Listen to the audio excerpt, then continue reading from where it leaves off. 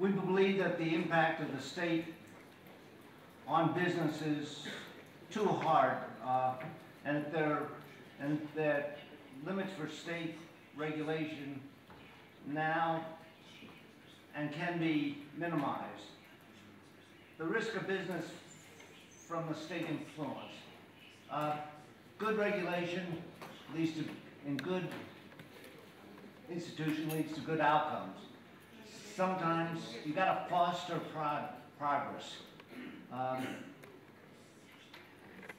Sometimes regulation is used to preserve the status quo or used to subsidize inefficient producers. Japan lost a decade of growth because of that, I think. When I was in Hong Kong, the bureaucrats asked me, how are they doing? I asked them, what's their productivity? They said it was very high. And I looked them in the eye and said they're doing a good job. I'm not sure. You judge the legal and regulatory system by the outcomes. What happens? Does the country grow? Change and progress. So we need some regulation, but they can be good or bad. Have good ones and think about it.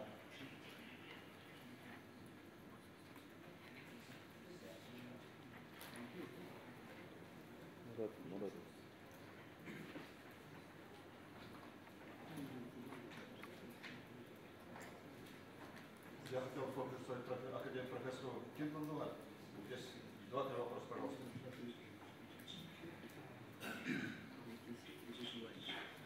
Here's one question. Опять Google у вас, переводчики. While you say consistent economy, i.e. policy, how you could define consistency in the changing behavioral and economic future? Well, Вас не слышно.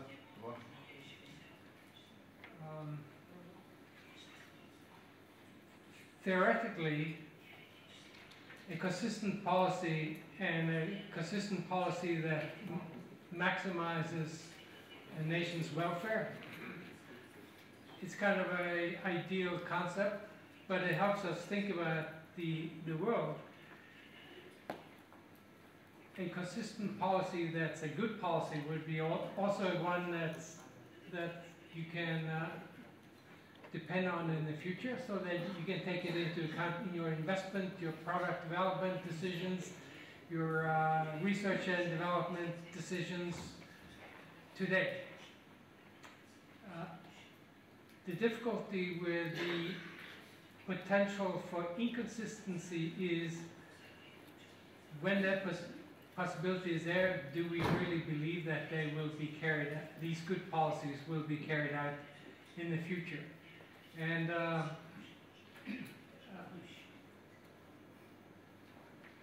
the problem is that if governments are tempted to deviate from what were designed to be growth-promoting policies, they are likely to hit something that has already been accumulated, decisions that have already been made,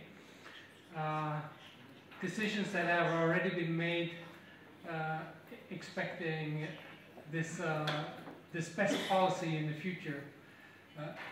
It's likely to hit capital. We've seen examples of that in Argentina.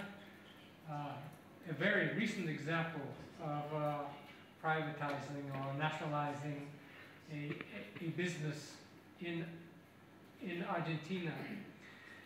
And when that happens, it creates uncertainty about future policies in that nation, but also in this case, in the case of Argentina, it could create uncertainty about will other nations do something like that. We heard that Bolivia has done something similar. Some have argued that the whole Latin America now would get nervous that bad policies will be carried out. If that happens, that would be examples of of lack of consistency or perhaps consistent bad policy. The theory is fairly clear on this issue. Sometimes it's hard to interpret what actually happens as consistent bad policy or well-meaning good policies and therefore consistent and transparent and well-understood policies that where the government simply gets tempted to change in response to the short-run situation. There was a question for Ed as well, but maybe you didn't. Hold on. There's a one-page question here, and I'm not sure I can give.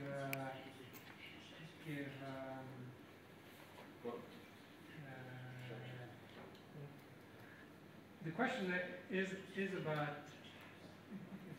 China, and I really do think China is an example to think about. The paper to which I was referring by Chetan Storsletten and 4 co-authors in the American Economic Review, I think in 2010, really opened my eyes to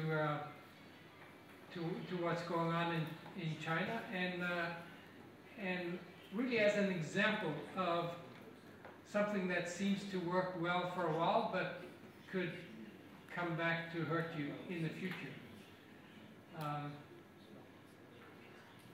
It's kind of you reap the low-hanging fruit, and a country that starts from very low income per capita, such as China,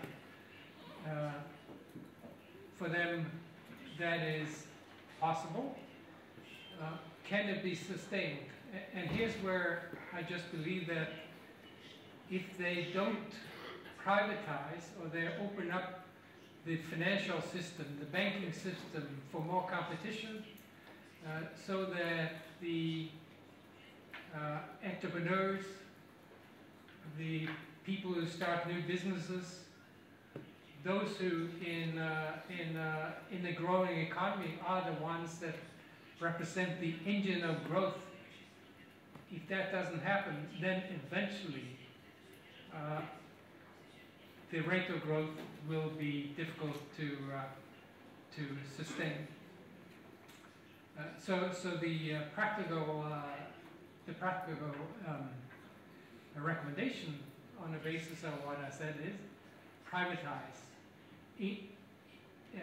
promote competition in the financial sector of China, and I'm sure that lesson can be used in many other countries. Да, спасибо. И последний вопрос, профессор Пресс. Question, does richness lead to equitable development? Опять Google вас идет. My answer, yes. There was the Industrial Revolution in England started. Though actually China during 1,000 years ago had an industrial revolution, but it wasn't move into modern economic growth. I think some people from this area disrupted that development process. But back to richness and equitable. The premium of being skilled and knowing be able to do lots of different things came down with the Industrial Revolution, and the average person's relative productivity went up, so therefore their income went up. The big difference in income across in the world is that component that is specific to countries. And that is shrinking at a very rapid rate. That's why I like seeing the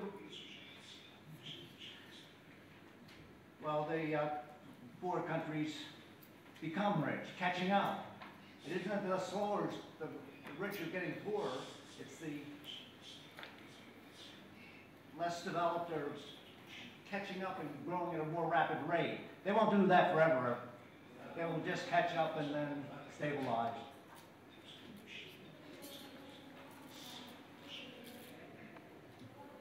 Да, уважаемые коллеги,